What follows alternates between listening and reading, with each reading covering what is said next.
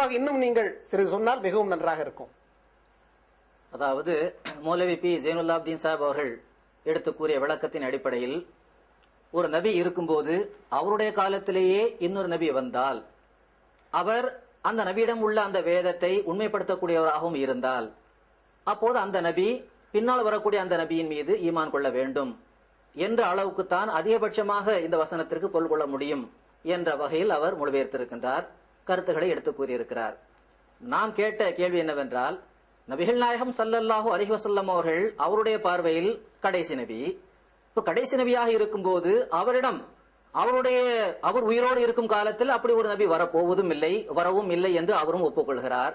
அப்போ வரப்போவதில்லை என்னும் போது, வரவும் இல்லை என்னும் போது, அப்படிப்பட்ட ஒரு ரசூலிடம் இறைவன் ஏன் இந்த வாக்குறுதியை வாங்க வேண்டும்? அப்ப தேவையில்லாத ஒரு வேலையை இறைவன் செய்திருக்கின்றான். ஆக சில மார்க்க அறிஞர்கள் தாம் அதிகமான மார்க்க ஞானம் இருப்பதாக நினைத்துக் கொண்டு தன்னுடைய அறியாமையை இறைவன் மீது புகுத்த விரும்புகிறார்கள். இதுதான் நமக்கு மிகவும் வருத்தமாகவும் வேதனையாகவும் இருக்கிறது. ஒரு பக்கம் தான் உண்மையை புரிவதில்லை, இன்னொரு பக்கம் தன்னுடைய அறியாமையை இறைவன் மீது சாற்றி கூறுகிறார்கள். எனவே நிச்சயமாக இப்படிப்பட்ட ஒரு தேவையில்லாத ஒரு வேலையை இறைவன் செய்திருக்க முடியாது என்பதுதான் அஹ்மதியா முஸ்லிம் ஜமாத்துடைய கருத்து. இறைவனை பற்றி அஹ்மதியா முஸ்லிம் ஜமாத்துடைய கருத்து இதாத்தான் இருக்கின்றது. ஒன்று. இரண்டாவது, நாம் ஏற்கனவே 33:8 உள்ள அந்த வசனத்தை நாம் குறிப்பிட்டிருந்தோம். அதில் பல நபிமார்களை இறைவன் பட்டியலிட்டு சொல்கின்றான். அதில் ஹஜ்ரத் மூசா அலைஹிஸ்ஸலாம் அவர்களும் வருகிறார்கள், ஈசா இப்னு மரியம் அலைஹிஸ்ஸலாம் அவர்களும் வருகிறார்கள். ஆக ஈசா இப்னு மரியம் அலைஹிஸ்ஸலாம் அவரிடமும் இந்த வாக்குறுதியை நாம் வாங்கினோம் என்று அல்லாஹ் கூறுகின்றான். நாம் கேட்கின்ற கேள்வி என்னவென்றால், அஹ்மதியா முஸ்லிம் ஜமாத்தை தவிர மற்ற அனைத்து முஸ்லிம்களும் ஈசா அலைஹிஸ்ஸலாம் உயிரோடு வானத்தில் இருக்கிறார், பிற்காலத்தில் அவர் இறங்கி வருவார் என்று நம்புகிறார்கள். அப்ப இந்த விளக்கம் கொடுத்த மௌலவி பி ஜெயினுல்லாப்தீன் அவர்களும் அப்படித்தான் நம்புகிறார். அப்ப அவர் கொடுத்த விளக்கத்தின் அடிப்படையில் நாளை ஹஜரத் ஈசா அலைஹிஸ்ஸலாம் அவர்கள் வானத்திலிருந்து இறங்கி வருகிறார்கள் என்று வைத்துக் கொள்வோம். வரும்போது அவரை மெய்ப்பிக்கக்கூடிய ஒரு தூதர் வந்து விட்டார். அப்போ அதனை ஏற்றுக்கொள்ள வேண்டும், இன்னொரு தூதரும் இருக்க வேண்டும். அவ்வாறு இன்னொரு தூதரும் இருப்பார், அவரை உண்மைப்படுத்தக்கூடியவராக இருப்பார் என்று நம்ப வேண்டி வருமா? அதாவது இந்த வசனத்தின் அடிப்படையில் உயிரோடு இருக்கும் காலத்தில் உங்களிடம் உள்ளதை மெய்ப்பிக்கக்கூடிய ஒரு ரசூல் வந்தால் ஏற்றுக்கொள்ள வேண்டும். அப்ப வர வேண்டியவர் ஒரு ஈசா நபி வரப்போகிறார். வரும்போது அவரை ஏற்றுக்கொள்வதற்கு அப்ப இன்னொரு நபி இருந்தாக வேண்டும் இந்த ஆயத்தின் அடிப்படையில். இல்லை என்றால் ஹஜ்ரத் ஈசா அலைஹிஸ்ஸலாம் அவர்களை குறிப்பிட்டு இங்கு 33:8 சொல்ல வேண்டிய தேவை என்ன? எனவே அதுவும் ஒரு தேவையில்லாத ஒரு காரணமாக இருக்கின்றது. எனவே இதெல்லாம் நாம் ஒன்று சேர்த்து பார்க்கும்போது இது இவர்களால் புகுத்தப்பட்ட, இவர்களால் உருவாக்கப்பட்ட ஒரு கற்பனை கொள்கைதானே தவிர இதற்கு திருக்குர்ஆனோடு எந்த விதமான சம்பந்தமும் இல்லை என்பதை நாம் மிக தெளிவான முறையில் தெரிந்து கொள்ள முடிகின்றது. அடுத்த அன்பிற்குரியவர்களே, நாம் கடந்த நிகழ்ச்சியிலும் சொல்லியிருந்தோம், இறைவன் திருக்குர்ஆன்ல ஒரு நபிக்கு பிறகு நபி வரமாட்டார், இறுதி நபி என்று சொல்லக்கூடாது என்பதற்கு திருக்குர்ஆனினுடைய 40வது அதிகாரம் 35வது வசனத்தை எடுத்து வைத்தோம். அடுத்து திருக்குர்ஆனினுடைய 72வது அதிகாரம் 8வது வசனத்தை நாம எடுத்து வைத்து ஒரு நபிக்கு பிறகு நபி வரமாட்டார், இறுதி நபி என்று சொல்லக்கூடாது என்று இறைவன் கட்டளையிட்டிருக்கிறான் என்பதை அழகான முறையில் எடுத்து சொன்னோம். அடுத்து நபி வரலாம் என்பதற்கு கடந்த நிகழ்ச்சியில் 7வது அதிகாரம் 36வது வசனத்தை நாம் எடுத்து வைத்தோம். இன்று திருக்குர்ஆனினுடைய 3வது அதிகாரம் 82வது வசனத்தை எடுத்து வைத்திருக்கிறோம். அது மட்டுமல்லாமல் 33வது அதிகாரம் 8வது வசனத்தையும் நாம் எடுத்து வைத்திருக்கிறோம். எனவே நான் இப்போதைக்கு மௌல் சாஹிப் அவர்களை கேட்கிறேன், நபி வரலாம் என்பதற்கு திருக்குர்ஆனில் வேற ஏதாவது வசனம் இருக்கிறதா? 3 வசனங்களை நாம் எடுத்து வைத்திருக்கிறோம். 3 வசனங்களை நாம் எடுத்து வைத்திருக்கிறோம். இன்னும் வசனங்கள் நபி வரலாம் என்பதற்கு திருக்குர்ஆனில் இருக்கிறதா என்பதை நாம் மக்களுக்கு எடுத்து சொன்னால், இப்படி நாம் கொடுக்கின்ற விளக்கங்களை எல்லாம் பார்க்கின்ற பொழுது திருக்குர்ஆனில் முரண்பாடு இல்லாத விளக்கங்களை நாம் கொடுத்துக் கொண்டிருக்கிறோம். ஆனால் இன்றைய முஸ்லிம் ஆலிம்கள் கொடுக்கின்ற விளக்கங்களை பார்க்கின்ற பொழுது திருக்குர்ஆனில் முன்னுக்கு பின் இருக்கும் முரண்பாடுகள் இருப்பதாக நாம் தெரிய வருது. எனவே திருக்குர்ஆனில் நபி வரலாம் என்பதற்கு வேற ஏதாவது வசனங்கள் இருக்கிறதா? இதற்கு முன் குர்ஆனில் பல்வேறு ஆயத்துகள் இருக்கின்றன.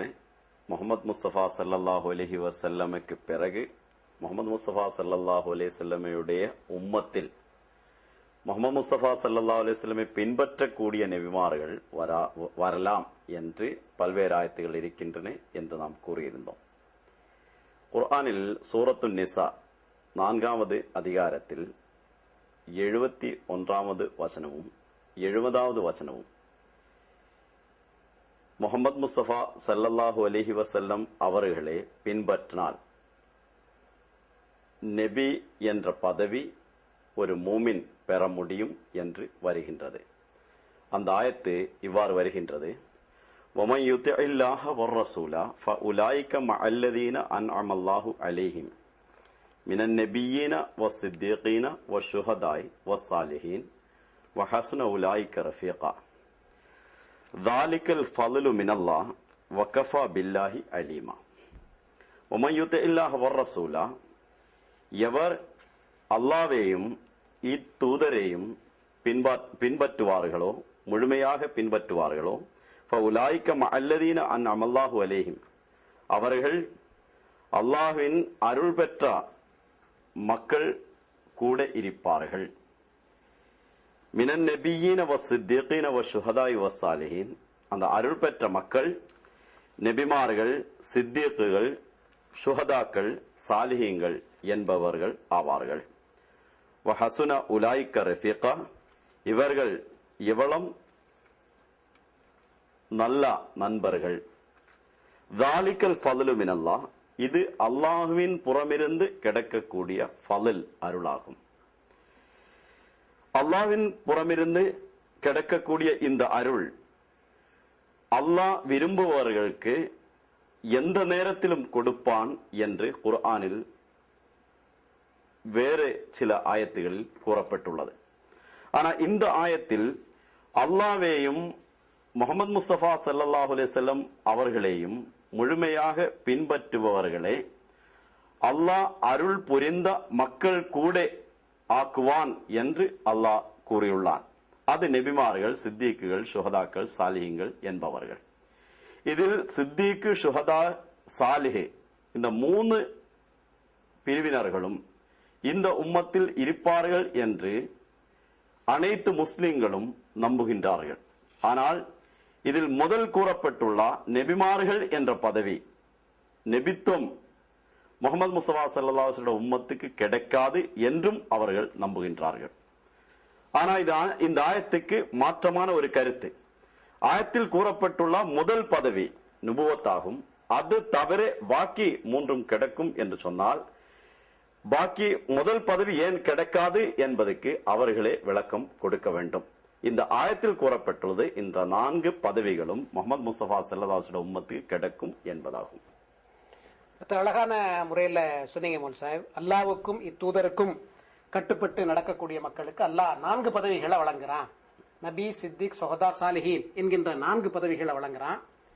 அப்ப நபி என்கின்ற பதவி அல்லாஹ் கொடுக்க மாட்டான் என்று சொன்னால், இந்த சித்திக்குகள் வருகிறார்கள், ஷஹீதாகிறார்கள், சாலிஹீன்கள் இருக்கிறாங்க. இந்த 3 பதவிகள் அல்லாஹ் வழங்குவான், அந்த ஒரு பதவியை மட்டும் அல்லாஹ் வழங்க மாட்டான் என்று பொருள் கொள்ள வேண்டும் என்று மிக அருமையான முறையில் இங்கே விளக்கியிருந்தீர்கள். அன்பிற்குரியவர்களே, இந்த நிகழ்ச்சியில் இது கத்தமுன் நபியின் தொடர்பாக 4வது நம்முடைய எபிசோட். இந்த 4 நிகழ்ச்சிகளையும் நீங்கள் பார்த்து நடுநிலையோடு சிந்திப்பீர்களேயானால், ஹஜ்ரத் ரசூல் ஸல்லல்லாஹு அலைஹி வஸல்லம் அவர்கள் காத்தமுன் நபியின், நபிமார்களில் சிறந்தவர், முத்திரையானவர் என்ற பொருளையே கொள்ள முடியும். மாறாக இறுதி நபி, கடைசி நபி என்று பொருள் கொள்ள முடியாது என்றும், ஹஜ்ரத் ரசூல் ஸல்லல்லாஹு அலைஹி வஸல்லம் அவர்களை முழுமையாக கீழ்ப்படிந்து கட்டுப்பட்டு நடக்கின்ற மக்கள் மத்தியில் அவர்களுடைய உம்மத்திலிருந்து நபிமார்கள் தோன்றலாம் என்ற கருத்தை திருக்குர்ஆன் கூறுகிறது என்பதையும் மிக தெளிவான முறையில் புரிந்து கொள்ளலாம். அன்பிற்குரியவர்களே, இந்த நிகழ்ச்சி தொடர்பான உங்களுடைய கருத்துக்களை எங்களுக்கு எழுதுங்கள்.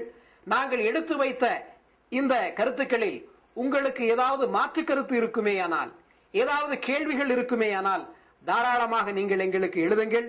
கடிதங்கள் மூலமாகவோ, இமெயில் முகவரி மூலமாகவோ அல்லது தொலைபேசி மூலமாகவோ உங்கள் கேள்விகளை கேட்கலாம்.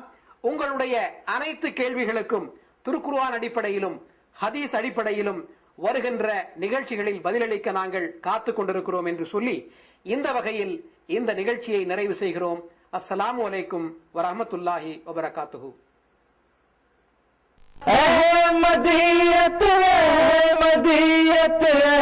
मदीयत जिंदाबाद जिंदाबाद जिंदाबाद जिंदा हो पायंदाबाद जिंदाबाद जिंदाबाद अहमदियत जिंदाबाद अहमदियत अहमदियत अहमदियत